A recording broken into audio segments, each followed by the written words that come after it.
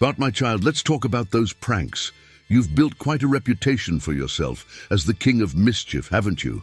From prank calls to spray painting Principal Skinner's office, you're practically a one-man chaos factory. But here's the thing, Bart, I get it. You love to have fun and you're not hurting anyone. At least that's what you tell yourself, right? But every little action has a ripple effect. Ever heard of the butterfly effect? One prank today can lead to a chain of reactions you'd never expect. You know that time you glued all the classroom doors shut? Classic Bart. But while you were chuckling, think of Mrs. Krabappel frantically trying to get the doors open. She had a bad day already. Maybe her cat was sick, maybe she hadn't slept all night. Your little prank added more stress to her life. My point is, Bart, what seems like harmless fun to you might be someone else's worst day. Every action matters. Remember in the good book when I talked about treating others the way you want to be treated? You want people to laugh with you, not at the expense of others. Instead of thinking, how can I mess with them today? Start thinking, how can I make their day better? It's not as boring as you think. Trust me, helping someone out can be just as fun as pranking them. Plus, it's got a longer lasting effect. So here's a little challenge. What if you used that creativity of yours for good? What if, instead of pranks, you came up with ways to surprise people with kindness? Help Milhouse when he's down, or maybe even give Principal Skinner a break now and then. Who knows? You might just find that making people smile is more satisfying than making them scream. And speaking of Principal Skinner, Bart, we need to talk about your relationship with authority. I know. Rules are meant to be broken, right? Except that's not quite how it works. I get that authority figures, especially the ones who wear a suit and tie, can seem like they're out to ruin your fun. But here's a truth bomb for you. Most of them are just trying to do their job. Even Skinner. You ever stop to wonder what it's like to be Principal Skinner? I mean, the guy's had a rough time, Bart. Vietnam, his mother. And then there's you, testing his patience every day. Now don't get me wrong, he's not perfect. But the next time you're about to slip a frog into his desk drawer, ask yourself, is it worth it? Is it really making you happier or just creating a cycle of frustration? Bart, rebellion can be fun, but when it's directed at the wrong people, it just ends up hurting you. There's a difference between standing up for what's right and pushing back just for the sake of it. I stood up to authority when they were being unjust, but being rebellious for the sake of rebellion, that's like running on a treadmill. It might feel like you're doing something, but you're not really getting anywhere. Here's a thought. Next time Skinner's up in your face, try showing him a little grace. He's got a tough gig, and maybe he's not all bad. You don't have to love the guy, but showing respect doesn't mean you're weak. It means you're wise enough to choose your battles. Remember that one. Now let's shift gears a bit. You've got quite the family dynamic, don't you, Bart? Let's talk about that. Your dad, Homer. Where do I start? The guy loves donuts almost as much as he loves you, but I've seen you two go at it. And your mom, Marge, she's got the patience of a saint, but even she reaches her limits sometimes. And then there's Lisa, your brainy sister, who's often the target of your mischief. Now, Bart, here's a truth you might not want to hear. Family is the most important thing you've got. I know they can be annoying. Trust me, I know. My disciples weren't always the easiest to deal with either. But they're your people. They're the ones who are there when everyone else walks away.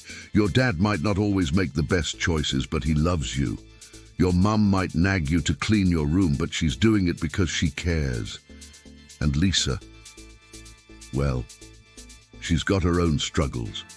You two might not always see eye to eye, but that doesn't mean you can't be on the same team. Remember, Bart, the commandment says to honor your father and mother. That doesn't just mean being polite or following rules. It means appreciating them for all they do, even when it's not perfect. And as for Lisa, imagine how much stronger you'd both be if you teamed up instead of constantly bickering. You're both smart, but in different ways. She's got the book smarts and you've got the street smarts. Together you could change the world, or at least Springfield. Start small. Give your mom a break one day. Surprise your dad by helping him with something instead of being the cause of his headaches. And as for Lisa, well, maybe start by not hiding her saxophone. Baby steps. But I know you're a kid, and I'm not here to ruin your childhood. But at some point, you've got to start thinking about responsibility. I'm not saying you need to suddenly become a model citizen overnight, but the choices you make now, they shape the person you're going to be. You think the guy who becomes a hero later in life just wakes up one day and decides to be good. Number. It's built up over time, one choice after another. You've got this habit of dodging responsibility, Bart. It's like when you crash your skateboard into a neighbor's car and run away like nothing happened. Sure, it's easier in the moment, but long term, it catches up to you. Life's like a big chalkboard, and every mistake leaves a mark. You can't just erase them all and hope no one notices. You've got to own up, take responsibility, and learn from those mistakes. And here's a secret. When you start owning your actions, people respect you more. You don't have to be perfect, but when you mess up, admit it, fix it, and then move on, having learned something from it. That's how you grow up, one lesson at a time. And it doesn't mean you can't have fun. It just means you're wise enough to balance it with doing what's right. Look at me, Bart. I didn't have the easiest path, but I stayed on course. Every choice you make brings you closer to who you're meant to be, or further away from it. So, next time you're about to shirk off your homework or let someone else take the blame for your mess, ask yourself, what kind of person do I want to be? Bart, let's talk about something you might not even realize. You've got a bit of a selfish streak. And don't get me wrong, everyone's a little selfish sometimes. But there's a difference between looking out for yourself and living like the world revolves around you. Spoiler alert, it doesn't. Remember that time you refused to share your candy with Lisa? I'm sure you do, because you ate it all by yourself and didn't even feel bad. Or how about when you tricked Milhouse into trading his best baseball card for a piece of bubble gum? Now, Bart, you know as well as I do that those moments are fleeting. Sure, you get what you want in the moment, but afterward, it doesn't feel as good as you thought it would, does it? Here's the thing, real satisfaction comes from giving, not taking. It's like that loaves and fishes thing I did. I could have kept it all to myself, but what's the point of a feast if you're eating alone? When you give to others, something incredible happens. You end up receiving more in return, even if it's not the kind of reward you expect. Bart, you've got a big heart, whether you like to admit it or not.